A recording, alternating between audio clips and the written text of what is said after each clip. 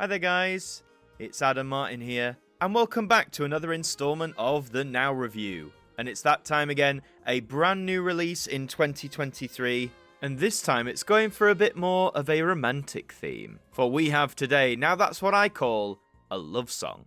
So yes, this isn't exactly a brand new concept for now. I think they very first did a album themed around love way back in like 1994, I want to say, and they've done it incrementally since during the 2000s, the 2010s, and now seemingly the 2020s. One thing that always makes me laugh though is they always seem to release these a bit before Valentine's Day, and I guess that's the idea, you know, it makes for a nice little Valentine present, but it's a full like 2 weeks. It always seems a bit too far in advance in my opinion, but that's just me anyway.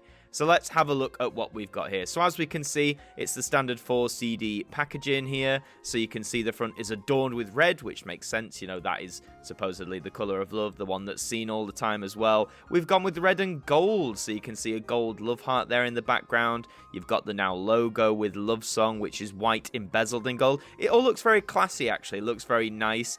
Although the font of Love Song does screech 1990s to me. I don't know what it is. Just that sort of like basic low-key look. It screams of a bygone era. That's all I'm going to say. So I would have chosen a different font there, but alas, it looks alright. I do love the red though. The red mixed with the gold actually looks quite nice. So as I said, it's the 4 CD packaging as we've become accustomed to. So let's flip it on over to the back and check out that all-important track list. Okay, so on CD1 we're kicking off with George Michael and I Can't Make You Love Me. And then we get something more modern. We get Ed Sheeran with Thinking Out Loud, Lewis Capaldi with Someone You Loved. I think a lot of people are sick of that song by now, aren't they? Tom Odell with Real Love. That was used in a Christmas advert, wasn't it? In a cover of a Beatles track. Olivia Rodrigo with Driver's License. That appealed to a lot of people. Not to me necessarily, but it did to a lot of people. Amy Winehouse is here with Love Is a Losing Game. Birdie and Skinny Love. Gorgeous song. Christine Perry with Jar of Hearts, Natalie Imbruglia, I always say that wrong, I'm sorry Natalie, with Torn, Sade with By Your Side, see that's thrown me now, The Fugees with Killing Me Softly with this song, gorgeous track as well, Fergie with Big Girls Don't Cry, Pink and Nate Roos with Just Give Me a Reason, Sam Smith with Stay With Me, Paloma Faith with Only Love Can Hurt Like This, James Arthur with Say You Won't Let Me Go, Lily Allen with Somewhere Only We Know, a cover of the classic Keane song, Katie Milua, I'm so sorry I'm butchering these, right? I'm not on form today, but she's here with The Closest Thing to Crazy. Celine Dion with My Heart Will Go On, that makes sense to be here. And Whitney Houston with I Will Always Love You. So 20 tracks on CD1 there. CD2 kicks off with Elton John and I Want Love. Then you have Sting with Shape of My Heart, Billy Joel with To Make You Feel My Love, Norah Jones with Come Away With Me, that was a big hit in its day. Rumour with Slow, Duffy and Warwick Avenue, adore that song. Aletta Adams with Get Here, Seal with Kiss From a Rose, which was used in Batman Forever, I think.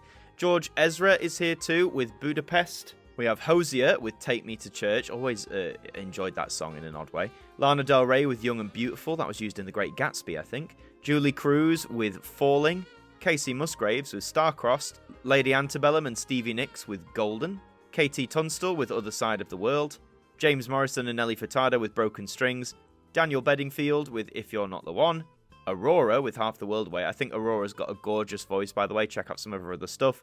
Volts with One Day I'll Fly Away, and Leona Lewis with Run, the cover of the Snow Patrol song. So there you go, another 20 tracks there.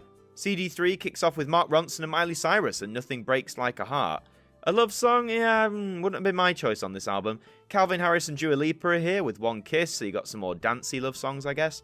Justin Timberlake and Mirrors, I wonder if that's, I doubt that's the 8-minute version, probably the radio edit. John Legend with All of Me, Labyrinth with Jealous, Little Mix with Love Me Like You, Sugar Babes with Too Lost in You, Emily Sandé with Read All About It Part 3, so that's mainly the Emily version, I think, with, I don't think Professor Green's in that one. Rita Ora with Anywhere, Kylie Minogue and All the Lovers, Roger Sanchez with Another Chance, Ariana Grande and No Tears Left to Cry, The Kid Laroi with Without You, Justin Bieber and Sorry, Shawn Mendes with Lost in Japan, John Mayer with Your Body is a Wonderland, James Bay with Hold Back the River, Tom Walker with Leave a Light On, Train with Drops of Jupiter, I've never really liked Train, sorry guys, and Bastille with the London Contemporary Orchestra with Can't Fight This Feeling. That was a Christmas advert, wasn't it? A lot of those John Lewis-y Christmas advert songs on here, I have noticed, but that's another 20 tracks. And on CD4, we're kicking off with Coldplay and Fix You, gorgeous song. Pretenders with I'll Stand By You, Robbie Williams and Eternity, One Direction with You and I, Tate McRae with You Broke Me First, Mimi Webb and Good Without, Maroon 5 with She Will Be Loved, arguably one of, if not their best song. All For One with I Swear. Boyz II Men and I'll Make Love to You. Mario with Let Me Love You. Dido with White Flag. Roxette with Crash Boom Bang. Christina Aguilera with Hurt.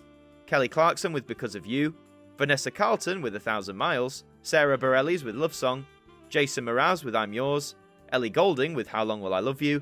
Take That with Rule the World, classic tune. And Westlife with You Raise Me Up. So that's another 20 tracks closing out this 80-track album. So I'll talk more about the track list in just a second, but let's open this on up. Outside of the usual adverts, like most of those 4 CD releases, it opens like this and you have the discs inside. So all of the discs are the same, but obviously what number they are. So they're all gold. We're going with the gold and yellow theme, I guess. So the love heart is present there. Now look at that love song font. That even more so, that screams 90s to me. Again, I don't know what it is, but it feels very 90s. Anyone else agree with me on that one? But yeah, not the most interesting disc design in the world, but again, not the most horrible disc design I've seen ever. It sort of goes with the theme, clashes nicely with the red that the discs sit in slot-wise. So yeah, those are your discs.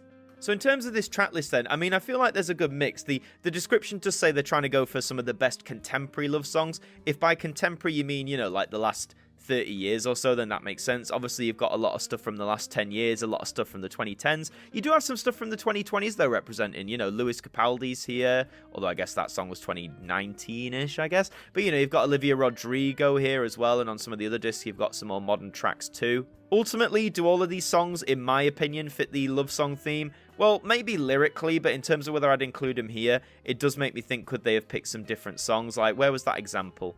Nothing Breaks Like a Heart. Like, yeah, I get it, but I don't know.